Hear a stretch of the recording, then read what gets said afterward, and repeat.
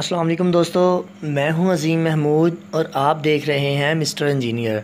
दोस्तों, आज की इस छोटी सी 2 मिनट की वीडियो में मैं आपको ये बताऊंगा कि आप अपने टीवी की सीआरटी ट्यूब को डिस्चार्ज कैसे कर सकते हैं, क्योंकि ये सीआरटी ट्यूब अपने अंदर 24 घंटे तक करंट को सेव रखती है, वोल्टेज को सेव रख सकती है। ये जो आपको सीआरटी के ऊपर फ्लाईबैक ट्रांसफार्मर लगा नज़र आ रहा है, ये तकरीबन 25,000 से 27,000 डीसी वोल्टेज पैदा करता है।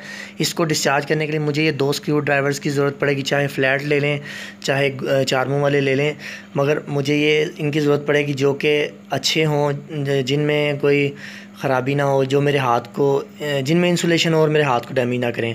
तो मैं अब इसका प्लग उतार लेता हूँ। तो अब आपने ये ध्यान से देखना है, ये देखें।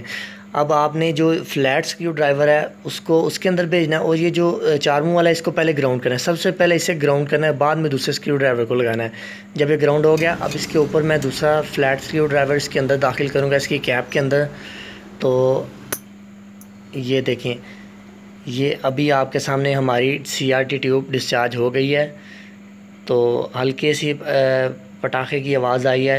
ये मैं दोनों साइडों से इसको ग्राउंड कर दूंगा, ये इधर इसके कड़े के साथ भी इसे ग्राउंड कर दूंगा। तो अब मैं इसको उतारता हूँ और आपको दिखाता हूँ हाथ लगाकर। पहले इसको मैं ग्राउंड कर लेता हूँ ताकि जो इसमें से बचा कुचा करंट है वो भी निकल जाए। ये देखें। तो अब मैं इसे अपना हाथ लगाकर आपको दिखाता हूँ।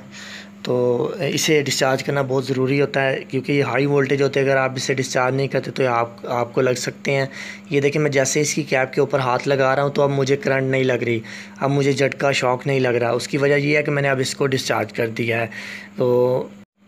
तो दोस्तों, ये तो था आज का हमारा सीआरटी को डिस्चार्ज करने का तरीकाकार। तो मैं उम्मीद करता हूँ आपको ये वीडियो पसंद आई है, और इस तरह से आप अपनी सीआरटी ट्यूब को आराम से डिस्चार्ज कर सकते हैं, क्योंकि काफ़ी सारे दोस्तों ने मुझे पूछा था, इसलिए मैं ये वीडियो बना रहा था। तो दोस्तों, उम्मीद करता हूँ आपको ये वीडियो पसंद आई। अगर आपको मेरी वीडियो पसंद आई तो मेरी वीडियो को लाइक करें और मेरे चैनल को सब्सक्राइब करना मत भूलिएगा, और अपनी दुआओं में याद रखिएगा। अल्लाह हाफिज़।